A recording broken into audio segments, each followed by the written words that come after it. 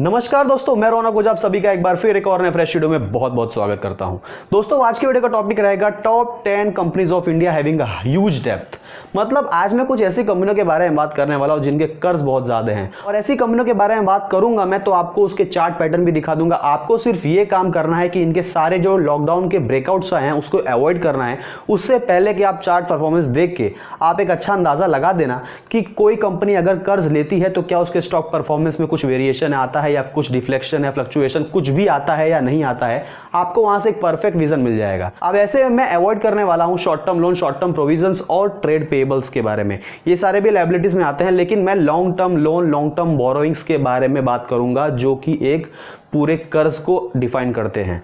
अब ऐसे में मैं सिर्फ और सिर्फ नॉन करंट लायबिलिटीज के बारे में बात करूंगा और वहां से मैं आपको बताऊंगा कि कौन सी कंपनियों के कितने कितने कर्ज हैं। तो दोस्तों चलिए बिना समय वीडियो की शुरुआत करते हैं। इस लिस्ट में 10वें नंबर पे है India bull housing finance limited. ये एक हाउसिंग फाइनेंस कंपनी है। इसके चार्ट पैटर्न आप देख लो कैसे इसने परफॉर्मेंस दिए हैं पिछले कुछ सालों में। ऐसे में दोस्तों ये कंपनी एक हाउसिंग लोन प्रोवाइड करती है लोगों को। ये एक एनबीएफसी हम इसको कह सकते हैं, और इस पे कर्ज है तकरीबन 1.066 लाख करोड़ रुपीस का। अब इसमें 9वें नंबर पे है वोडाफोन आइडिया लिमिटेड। इसका चार्ट पैटर्न आप देख लो, पहले देख लिया। अब इसमें है क्या कि दोस्तों ये टेलीकॉम सेक्टर की कंपनी है। आप सभी को मालूम है इसके बारे में क्या बात करने का। टेलीकॉम सेक्टर के बारे में आज तो बच्चा बच्चा जान चुका है। इस पे कर्ज है तकरीबन 1.15826 लाख करोड़ रुपीस का। ऐसे में दोस्तों अगर वोडाफोन आइडिया के फ्यूचर के बारे में बात करूं तो मैंने पहले ही एक वीडियो बना रखा है।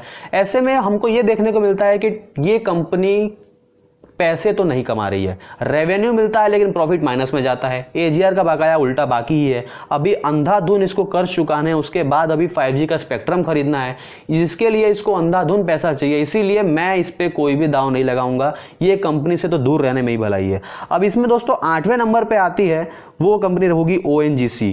पेट्रोलियम सेक्टर की बहुत बड़ी कंपनी है, इंडिया की बहुत ही अच्छी कंपनी है जो कि कच्चा तेल निकालती है। ये पॉलीमर भी बनाती है। ONGC की एक सब्सिडरी जो है ओपाल अपने दहेज में ही है। दहेज में दोस्तों ये कंपनी 30,000 करोड़ रुपए का इन्वेस्टमेंट दिया है ONGC ने, जहां पे कंपनी बहुत बड़ा पॉलीमर का मार्केट एक्वायर करने में कामयाब हो चुकी है। अब ऐसे में दोस्तों 7वें नंबर पे है LIC हाउसिंग फाइनेंस लिमिटेड। ये भी एक एनबीएफसी कंपनी है, हाउसिंग लोन प्रोवाइड कराती है लोगों को। LIC हाउसिंग फाइनेंस लिमिटेड के बारे में और क्या मैं आपको बताऊं, चार्ट पैटर्न आप यहीं से देख लो। और इसका टोटल दोस्तों डेप्थ है वो है 1.4439 लाख करोड़ रुपीस का। दोस्तों इसमें 6ठे नंबर पे है NTPC।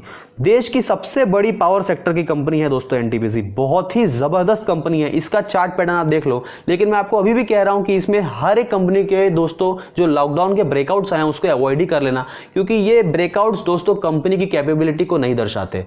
ये ब्रेकआउट दोस्तों मार्केट में लॉकडाउन होने के कारण हुए हैं। अब ऐसे में आपने चार्ट देख लिया, और इस पे कर्ज के बारे में बात करूं तो 1.4589 लाख करोड़ रुपीस का इस कंपनी पे कर्ज है। इसमें 5वें नंबर पे आते हैं power grid corporation of India limited.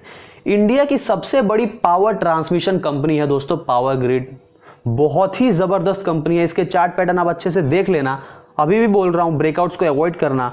बहुत ही जबरदस्त कंपनी है। इसका रेवेन्यू मॉडल अंधाधुन है दोस्तों, अंधाधुन पैसा कमाती है। इसके प्रॉफिट्स भी दोस्तों बहुत ही जबरदस्त हैं। उस पे कर्ज है तकरीबन 1.46 लाख करोड़ रुपीस का। चौथे नंबर पे आते हैं REC लिमिटेड।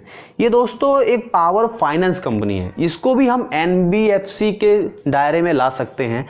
REC लिमिटेड के बारे में दोस्तों मैं क्या बताऊं, एक फाइनेंस कंपनी है, लोगों को कर्ज ही देती है। पावर फाइनेंस जैसी कंपनी है ये।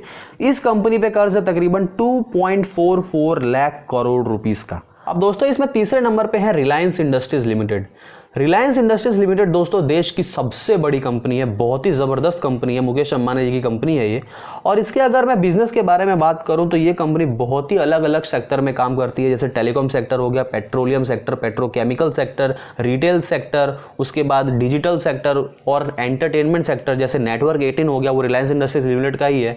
उस सेक्टर में भी रिलायंस अच्छा मार्केट जमा चुकी है। इस लिस्ट में दूसरे नंबर पर रहेंगी HDFC ग्रुप की पेरेंट कंपनी HDFC। ध्यान दीजिएगा, मैं HDFC बैंक के बारे में बात नहीं कर रहा हूं, HDFC के बारे में बात कर रहा हूं। इस कंपनी का चार्ट पैटर्न आप देख लो। अब इस कंपनी के चार्ट पैटर्न देखने के बाद हम ये बात कर ले कि ये कंपनी एक हाउसिंग फाइनेंस कंपनी है, ये एक एनबीएफसी कंपनी भी हम इसको कह सकते हैं। और इस कंपनी में टोटल कर्ज है तकरीबन 2.97 लाख करोड़ रुपीस का। दोस्तों इस लिस्ट में जो सबसे पहले नंबर पे कंपनी है उसका कर्ज बहुत ही ज़्यादा है, इस देश में सबसे ज़्यादा कर्ज उसी का है। इस कंपनी के बारे में दोस्तों मैं भी नहीं जानता था, इनफैक्ट ज़्यादातर लोग इस कंपनी के बारे में नहीं जानते होंगे, अगर जानते होंगे तो अच्छी बात है। लेकिन ये कंपनी के बारे में दोस्तों मैंने ज़्यादा कुछ जाना नहीं है, मैं ये कंपनी को एनालाइज नहीं करता हूँ। लेकिन मैं आपको बता दूँ कि ये कंपनी का नाम है पावर फाइनेंस। ये कंपनी एक एनबीएफसी कंपनी है, पावर सेक्टर को फाइनेंस करती है, मतलब कुल मिला के कर्ज ही देती है। और इस कंपनी पे तकरीबन 5.40 लाख करोड़ रुपीस का कर्ज है, 5.5 लाख करोड़ का कर्ज दोस्तों, इट मीन्स अ लॉट। और ये भी नॉन करंट लायबिलिटीज है। अभी इन सारी कंपनियों के मैं करंट लायबिलिटीज के बारे में बात करूंगा तो समझ लो आप कि हर एक कंपनी में किसी में 50,000 करोड़, किसी में 30,000 करोड़, किसी में 1 लाख 2 लाख करोड़ आप ऐड कर दोगे तब जाके इस कंपनी के टोटल डेप्थ आपको देखने को मिलेंगे। मतलब अगर रिलायंस के डेप्थ मैंने बताया आपको 2.52 लाख करोड़ रुपीस है, अगर इसके करंट लायबिलिटीज के बारे में बात करूं, जैसे short term loan, short term provision के बारे में बात करूं, तो इसका डेप्थ तकरीबन 3.5 लाख करोड़ के पार चला जाता है। अभी मैंने ये सारी कंपनियों के सिर्फ नॉन करंट लायबिलिटीज के बारे में बात किया है। अब आपको यहां से ये जानकारी तो देखने को मिली गई होगी कि किसी कंपनी के अगर डेप्थ ज्यादा होते हैं तो वो कंपनी गिर जाएगी, ऐसा बिल्कुल नहीं होता। आज देश की जानी मानी ग्रुप जैसे रिलायंस ग्रुप, एचडीएफसी ग्रुप जैसे कंपनियों ने अंधाधुन कर्ज पे पैसा लिया हुआ है। ऐसी कई सारी एनबीएफसीज हैं दोस्तों जिन्होंने पैसा लिया हुआ है। आधी से ज़्यादा कंपनियों के बारे में जो मैंने आपको बताया वो सारी एनबीएफसीज ही हैं, जैसे LIC housing finance limited, India bulls, और भी कई सारे कंपनी हो गए, जैसे अपना ये पावर फाइनेंस हो गया, आरईसी लिमिटेड हो गया, ये सारे एनबीएफसीज हैं। एचडीएफसी एक एनबीएफसी है। तो ये सारी कंपनियों ने अंधाधुन मार्केट से पैसा उठाया है और लोगों को उससे डबल रेट में पैसा दिया है और वहां से अंधाधुन पैसा कमाया है। डबल नहीं कह सकते, मतलब कुछ बढ़ाकर ही रेट ऑफ इंटरेस्ट में पैसा दिया है और वहां से अंधाधुन पैसा कमाया है। अब ऐसे में कंपनी के अगर फंडामेंटल स्ट्रांग होते हैं, फंडामेंटल में क्या, उसके बिजनेस मॉडल, कंपनी अपने रेवेन्यू पे कितना प्रॉफिट मार्जिन निकाल लेती है।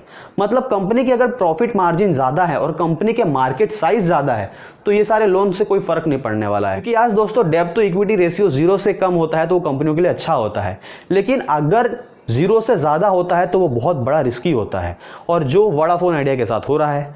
अब ऐसे में आपको ये नहीं देखना है कि 1 से ज़्यादा है तो वो कंपनी बहुत ज़्यादा डूब सकती है, बहुत ज़्यादा कर्ज में है। ऐसे में आपको ये देखना है कि कंपनी के मार्केट में कैसे परफॉर्मेंस है, कंपनी मार्केट में कैसा परफॉर्मेंस दे रही है, मार्केट शेयर कितना है कंपनी का, और कंपनी आने वाले दिनों में अपना ये मार्केट शेयर बरकरार रख पाएगी या नहीं रख पाएगी। अगर रख पाएगी तो मैं अच्छा दाव लगा सकता हूं। तो बस दोस्तों आज के लिए इतना है। मुझे उम्मीद है वीडियो आपको पसंद आया होगा, और अगर ये वीडियो पसंद आया तो वीडियो को लाइक कीजिए, शेयर कीजिए, कमेंट कीजिए और चैनल को जरूर सब्सक्राइब कीजिए, क्योंकि आपके एक सब्सक्रिप्शन से मुझे बहुत मोटिवेशन मिलेगी कि मैं आपके लिए ऐसे ही कॉन्टेंट्स और बनाता रहूं। तो आज के लिए इतना ही दोस्तों, नमस्कार।